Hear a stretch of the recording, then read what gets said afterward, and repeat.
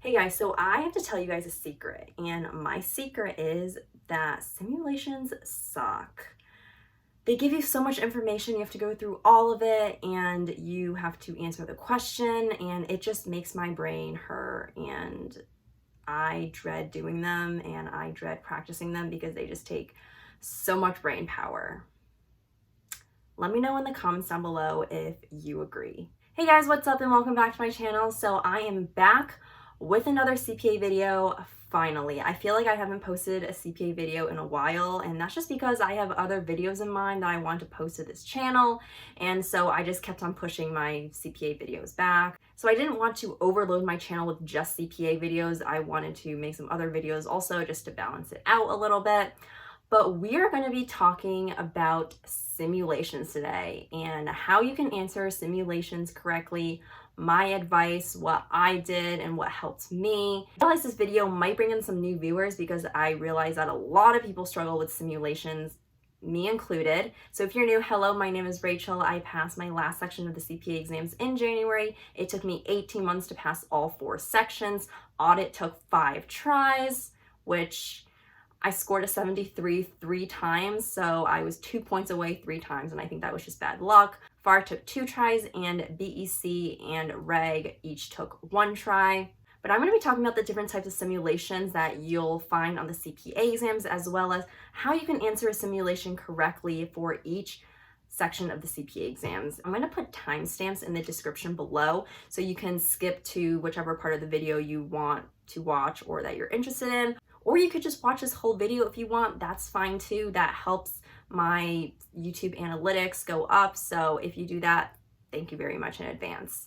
I will make another video on the written communication simulation of the CPA exams. All of you guys know what a simulation is, but if you're new to the whole CPA exam world, a simulation is basically a open-ended question where they give you a ton of information and you have to go through it and figure out what you need in order to answer the question. And so from what I found online, there are 6 major types of simulations you can expect to find, and those are research simulations, journal entry simulations, numeric entry simulations, option list simulations, document review simulations, and written communications. And those simulations are testing 4 major skills. So those include remembering and understanding, application, analysis, and evaluation. 3 of them are tested on all 4 sections of the exams. Audit is the only exam that tests you on the evaluation skill. So for the research simulation, that's when you're asked to go into the authoritative literature and find the portion of the authoritative literature where it answers the question. The research simulation shows up on FAR, Audit, and Reg. It does not show up on BEC. So for FAR, you're asked to go into the FASB codification. For the audit section, you're asked to go into the AICPA Code of Conduct. For the Reg section, you're asked to go into the Internal Revenue Code. And research simulations are definitely the easiest simulations out of all 6 of them. You just go into the literature, you use a keyword search, and usually the answer will pop up and you just put the paragraph and the section number into the simulation, and that's it. It doesn't take more than 10 minutes, and you will get at least 1 research simulation on FAR, Audit, and Reg.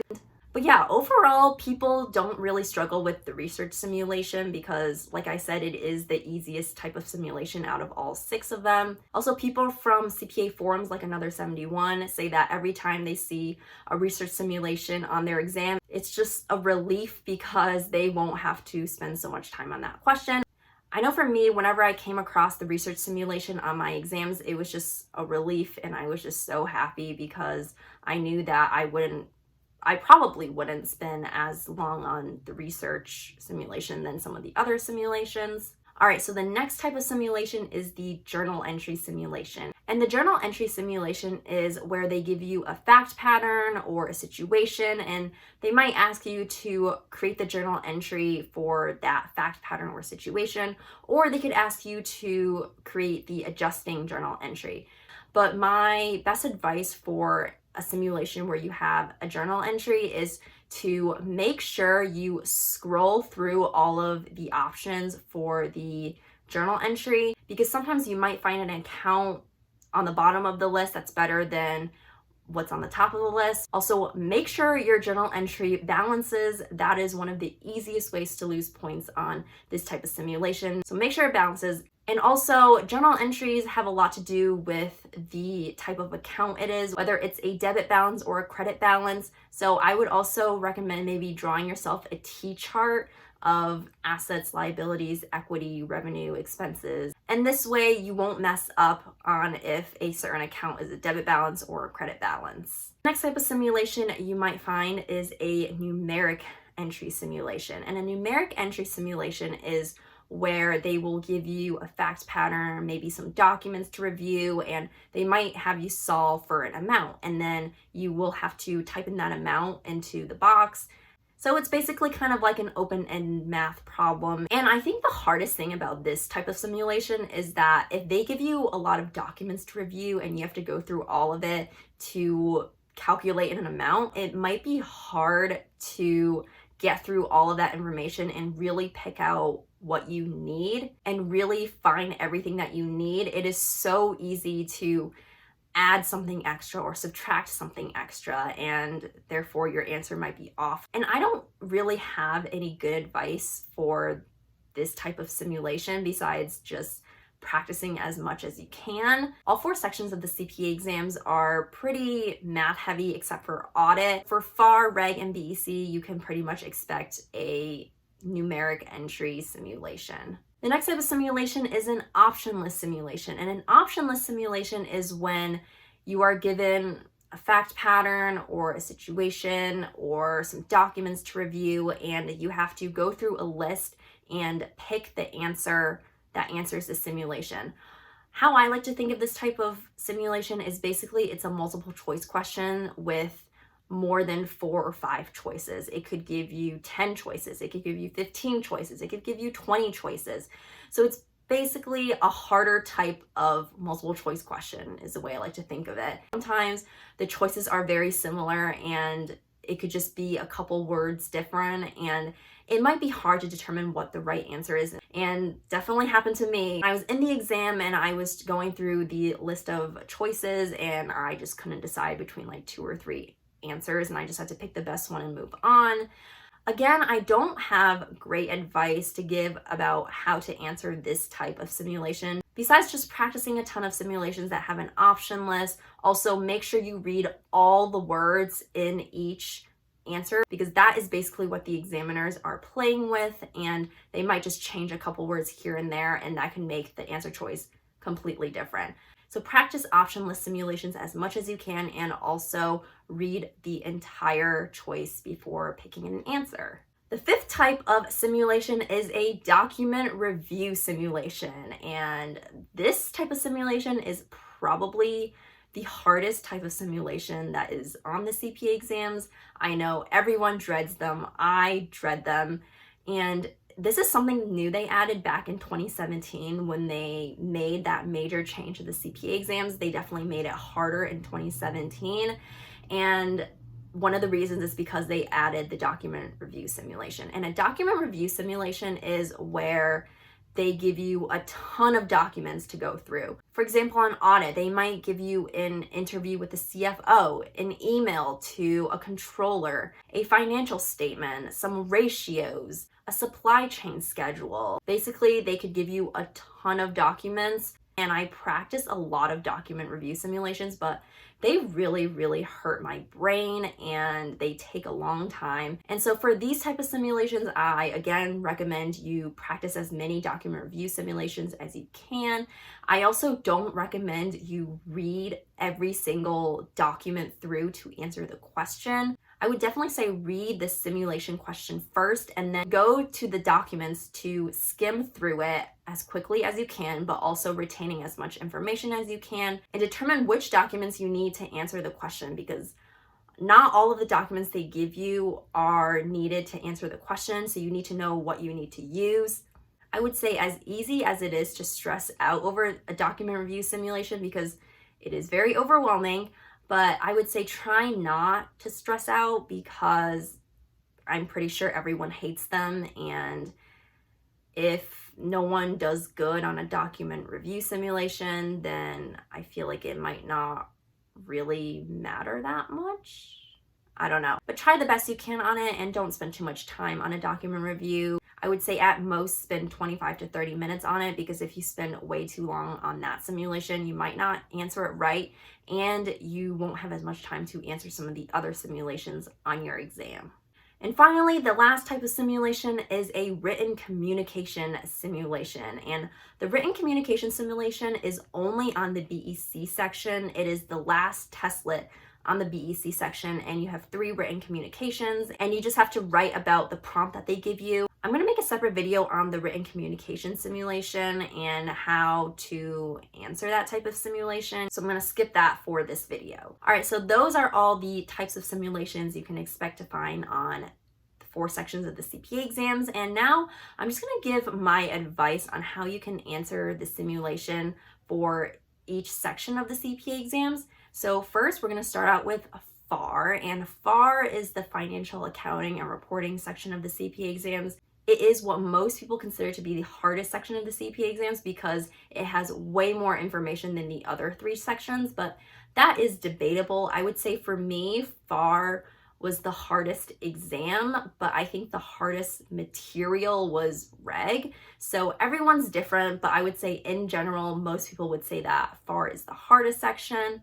I think for FAR, because there's so much information in FAR, it's really easy to forget little details here and there. So when you're answering the simulation, you actually have access to the authoritative literature. And so if you have the time, I would say if you forget something, go into the authoritative literature and try to look it up. Don't spend too much time in the authoritative literature because that can really eat up your time. I think for FAR, you can definitely expect certain topics to show up as the simulations, at least for my review course that I used, which I used Wiley CPA Excel. When I was going through the lectures, they always said what is highly tested and what you need to know and what might show up as a simulation.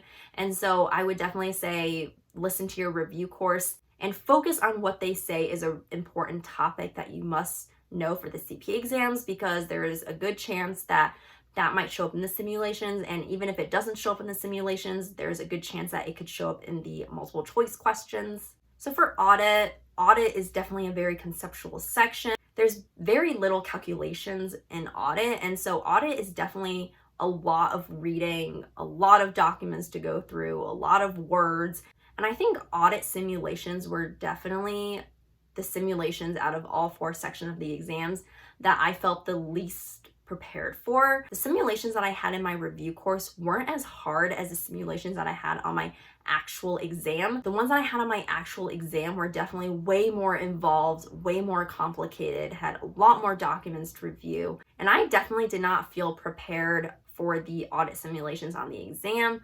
Like I said, I took audit 5 times. I finally passed it on my 5th try.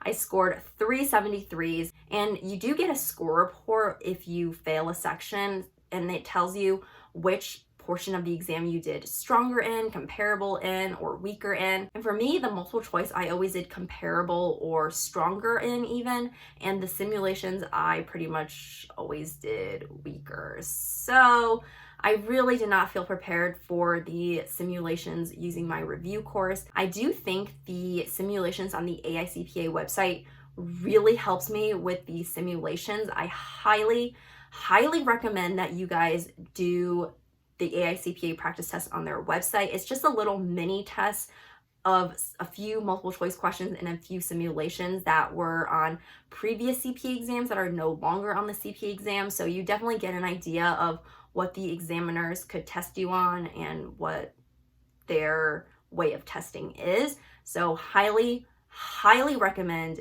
you guys do that. Also for audit and FAR have a lot of overlap, obviously, because FAR, you're building the financial statements. In audit, you're auditing and making sure that the financial statements are reasonably stated.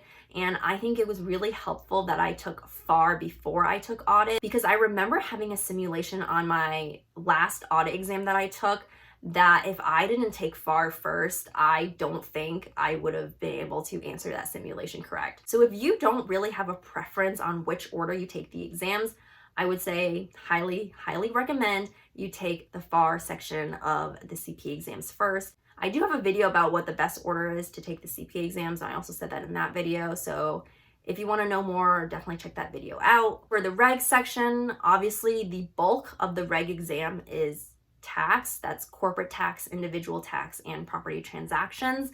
I really struggled with reg because I really struggled with corporate tax, but I just watched all the lectures, I went through the textbook, I did all the simulations in my study review course that they offered, and I felt like I had a really, really strong grasp of not only the tax material, but also the business law and ethics material, and therefore I passed it on my first try. And I do have an embarrassing reg exam reaction video on my channel that I posted for getting 100 subscribers, so if you want to see that, I'll put a card up here and I'll also link it in the bottom description below.